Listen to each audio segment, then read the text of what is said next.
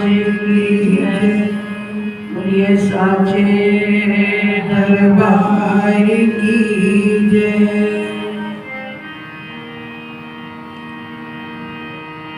ध्यान मूलम गुरुर्मूर्ति,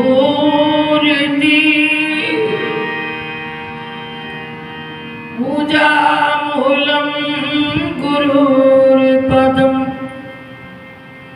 मंत्र मूलम गुरुर्वाक्यम,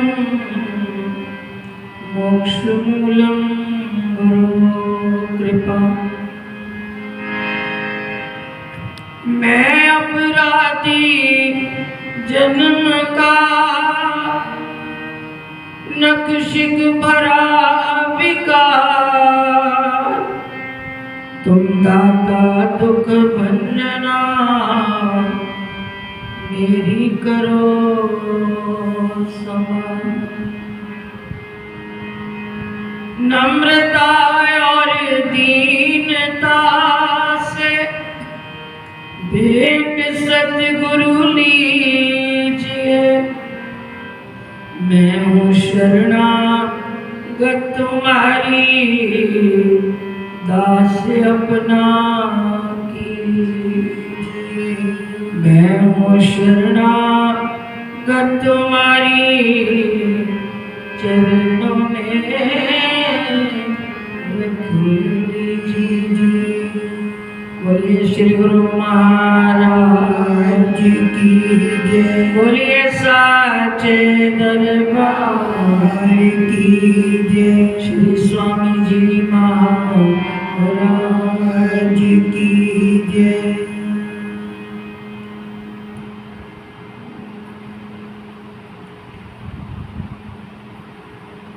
श्री गुरु महाराज जी के पावन पवित्र चरणों में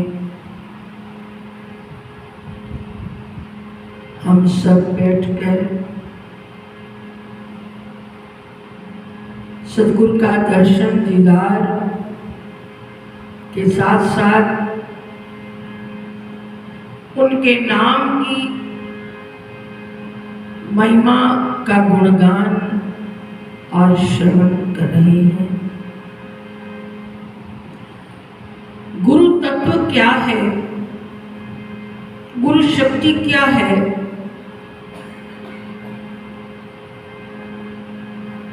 गुरबाणी में इसका बड़े सुंदर शब्दों में वर्णन आया है। सब धरती कागज करूं, लेखनी सब बनराए, सात समुद्र की मसी करूं, गुरु गुण लिखा ना जाए। गुरबाणी इशारा करती है कि सब धरती कागज करूं, सारी धरती संसार की एक कागज बन जाए।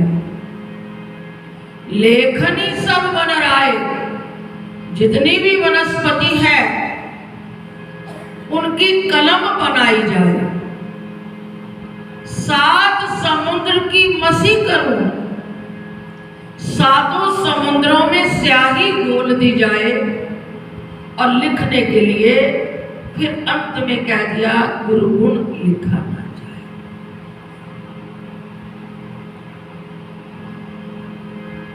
इसका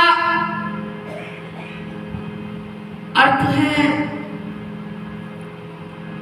ईश्वर परमात्मा भगवान, किसी भी नाम से हम उस ईश्वर को, उस परमात्मा को याद करते हैं। उसके दो रूप हैं, एक है निराकार, एक है साकार। निराकार शब्द का अर्थ है जिसका कोई आकार है ही नहीं, ना उसका कोई रंग है, ना रूप है, एक वो तत्व है। और ईश्वर का एक रूप है साकार, जिसको देखा जा सकता है, जिसका सानिध्य प्राप्त हो सकता है, जिसकी वाणी श्रवण करने को मिल सकती है। उस स्वरूप का एक नाम है साकार। है दोनों एक, लेकिन निराकार तक पहुंचने के लिए साकार को माध्यम बनाना पड़ता है।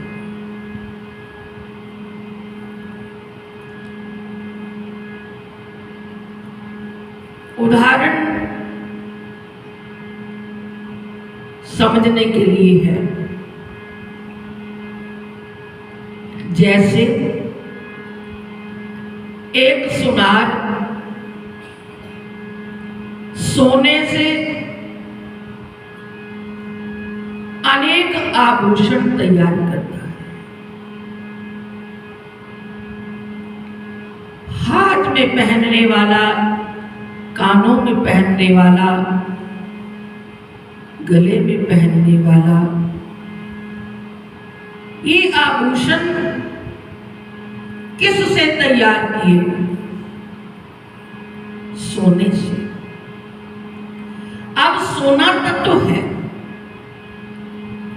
उस तत्व को जब एक आभूषण का रूप देना है, उसके लिए जैसा रूप बनाना है वो सांचा तैयार किया जाता है। फिर उस सांचे में अकेला सोना अगर वो शुद्ध आभूषण नहीं तैयार होता, उसमें मिलावट देना स्वाभाविक है, पीतल या तांबा, क्योंकि वो तरल है। उस तरल को आभूषण का रूप देने के लिए कुछ उसमें मिलावट करके जैसी जरूरत समझता है, जैसी मांग होती है, उसके अनुसार उस आभूषण को तैयार किया जाता है। निराकार ईश्वर तत्व शुद्ध सोना है।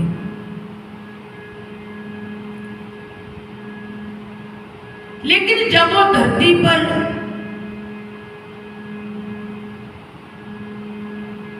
अवतरित होता है, तो जैसे सोने के अंदर मिलावट के बिना आभूषण नहीं बनता, ऐसे ही अवतारी पुरुष निराकार साकार जब आता है बन करके, तो वो माया का संग उसमें होता है।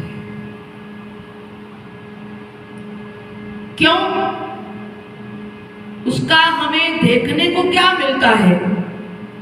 जैसे मर्यादा पुरुषोत्तम भगवान श्री राम के अवतार की बात, कृष्ण भगवान के अवतार की बात, उनका जीवन को सामने देखिए।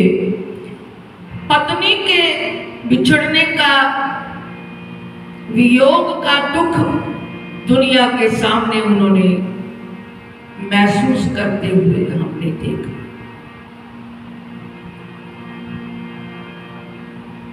लेकिन ना उनके लिए मिलना है कुछ, ना बिछड़ना है। लेकिन क्योंकि माया के संग, बिना माया के संग के वो निराकार साकार नहीं बन सकता। ऐसे ही परमात्मा के ये दो रूप हैं, एक निराकार, एक साकार।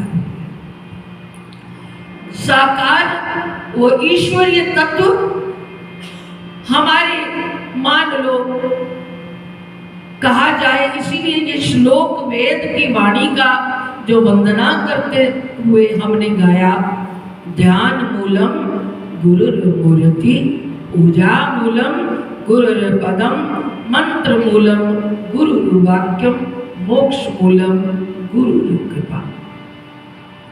ध्यान का मूल केंद्र गुरु की मूर्ति कहा है। ये वेदों का वाक्य है, ये किसी का बनाया हुआ नहीं है। ध्यान मूलम गुरुर्मूर्ति, पूजा मूलम गुरुर्पदम, मंत्र मूलम गुरुर्वाक्यम, मोक्ष मूलम गुरु कृपा। साकार सदगुरु का रूप है, लेकिन उसमें हमें वो ही सब देखने को मिलता है जो एक आम हम जैसे लोगों के जीवन में हो रहा है। हंसना, खेलना, रोना, सब कुछ वही क्रियाकलापें देखने को मिलती है। यही तो कारण है गरुड़ जी ने, जब रामायण के अंदर ये प्रसंग आता है, राम जी को नागपाश में बंधे हुए देखा। गरुड़ कौन है, राम कौन है? पहले ये सोचिए, राम विष्णु का अवतार है और गरुड़ कौन है? विष्णु भगवान का वाहन है। हर समय उनके करीब रहने वाला उनका एक शिष्य है। अब उसको जब भेजा गया कि जाओ मैदान में, प्रभु श्री राम नागपाश में बंध गए हैं, तो गरुड़ जी आए नागपाश से उनको मुक्त करने के लिए। गरुड़ को क्यों भेजा? क्योंकि गरुड़ और सर्प का आपस में बैर है।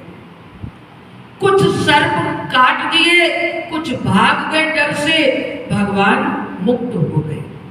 पर भगवान को मुक्त करने के बाद खुद परेशान हो गए।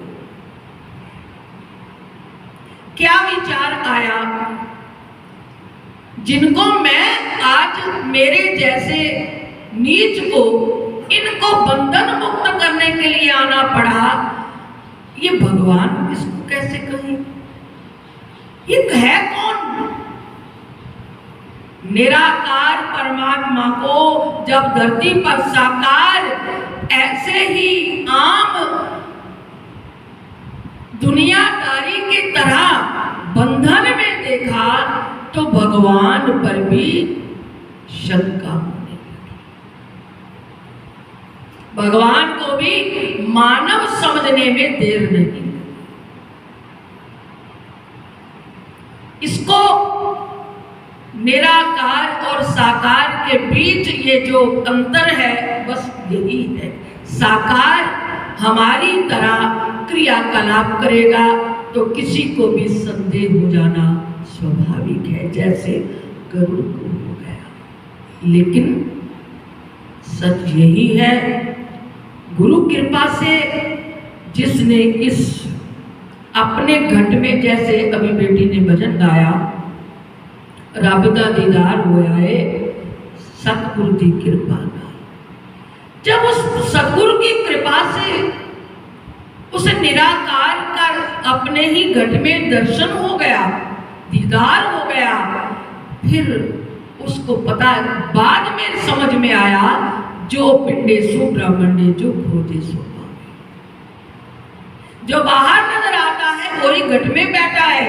एक छोटी सी घटना है, एक किसी महान पुरुष के पास एक शिष्य